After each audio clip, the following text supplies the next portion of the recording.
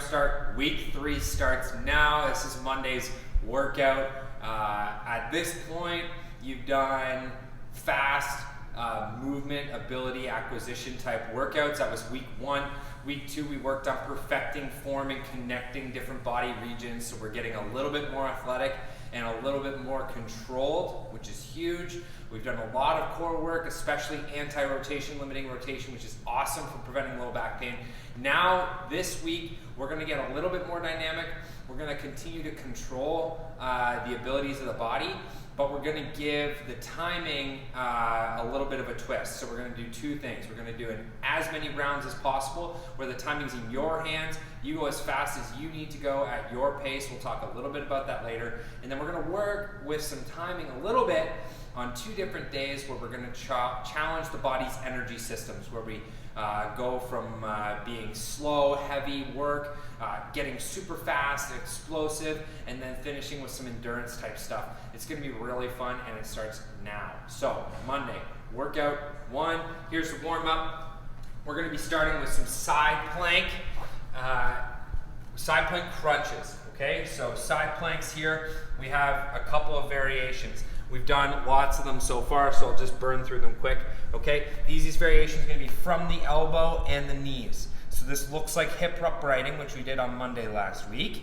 Okay, so we're gonna be in that upright position here, where we're pushing through the knees, hips come forward. Now we're in that nice tall plank position. Imagine you're standing up with perfect posture. Okay, a little bit harder yet for the side plank is gonna be to go to the toes.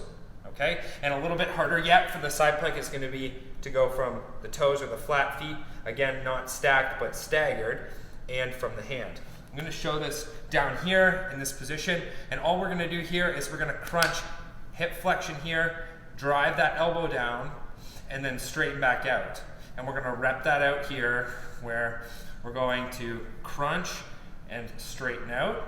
Okay, reset the plank.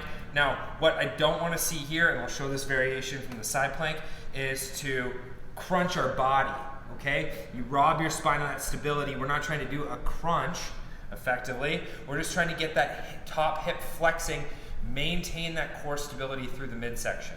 So here, down,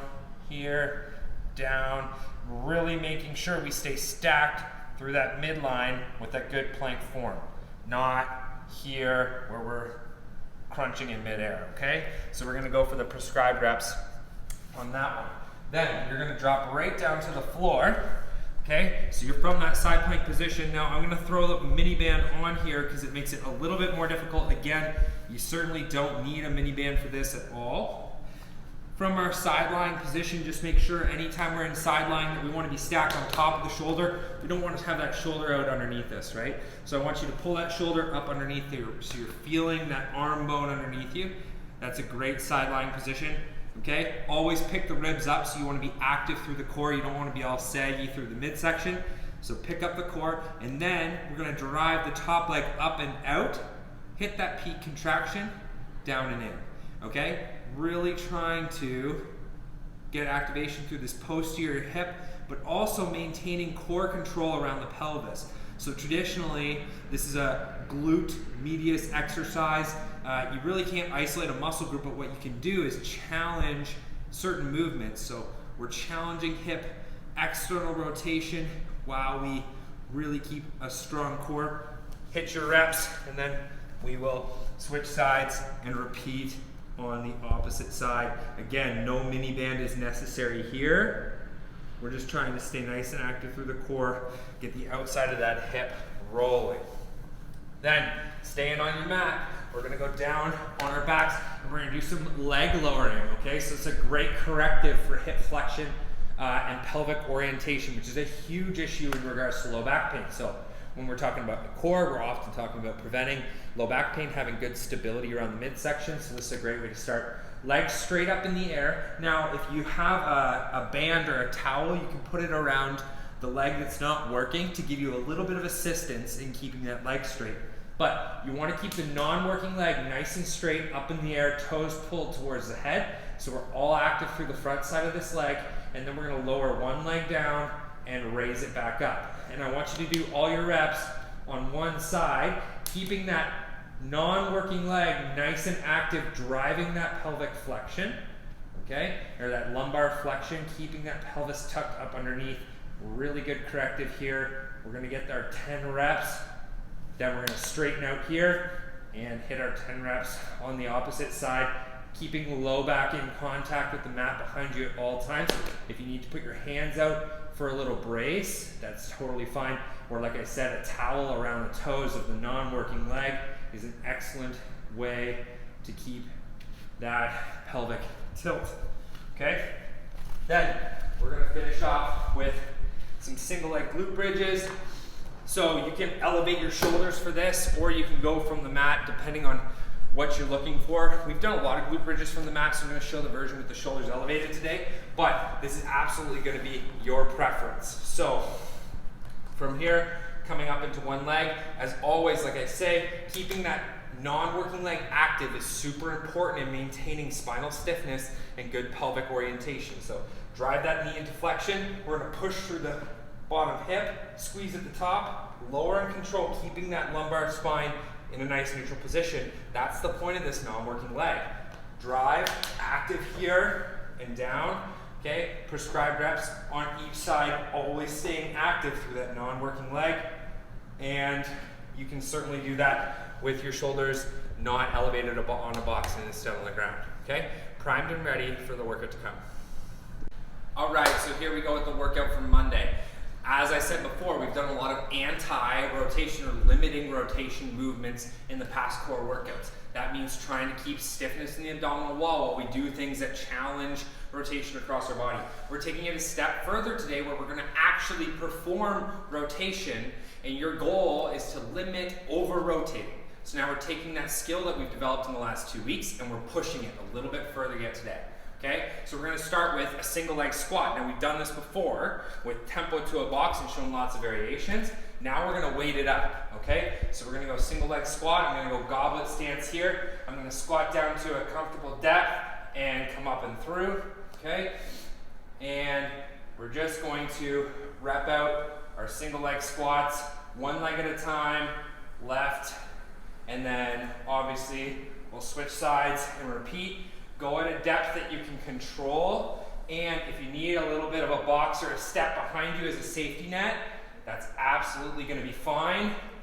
We can do our reps here. Now, if weight's too much and single leg squats are too challenging, okay, we'll just do the lowering phase, okay? So just lower down in the box, squat yourself up, and we'll repeat in that format where we're going reps on one side, reps on the other side, okay? A little bit of a step back. The workout structure today is going to be to do as many rounds as possible. So we have prescribed reps for each exercise. You're going to do them in order, rest as needed throughout, and try and complete as many rounds as you can in the prescribed time frame for the workout today. So single leg squats left side, single leg squats on the right side. Then you're going to pick up your dumbbell, and we're going to do a rotary chop or a rainbow type exercise. Depends on what you want to call it.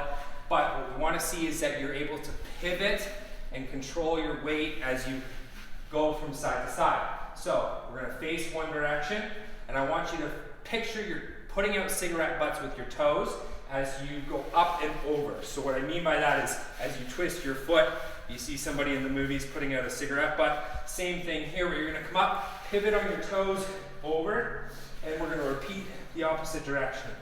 Up, pivot, over, up, pivot, over. You really have to control not over-rotating through the midsection of the body here with this exercise, okay, for the prescribed reps. Then we're going to do another anti-rotational core movement. We're going to do a reverse lunge, so we've done these before. And then as you come down, curl, and then step back through. Okay, so that's the easiest version. Reverse lunge, hold for a second, curl and step through. Now, make it a little bit more complicated. Curl on your way down and time that a little bit better. Now, even harder yet, go down, curl on your way up, and then down. Okay, so this is a little bit more challenging as you're on a single leg as you're performing that curl. up and through, reps on the left side, okay? And then we'll repeat reps on the left side. So again, step back, hold, curl, and up, okay? You can curl on the way down or curl on the way up, depending on your preference and fitness level, okay?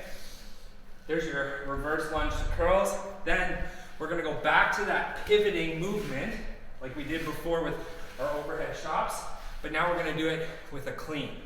Okay, so we did cleans last week. Again, here, we're gonna start in that bent over position, and as you pull this weight up, you're gonna pivot on your toes and land facing the other way. Down and forward, okay? So I want you to picture you're pulling that weight all the way up and through, slowing yourself down, facing that way, pivoting on the toes. Toes facing this way, come through, toes facing that way.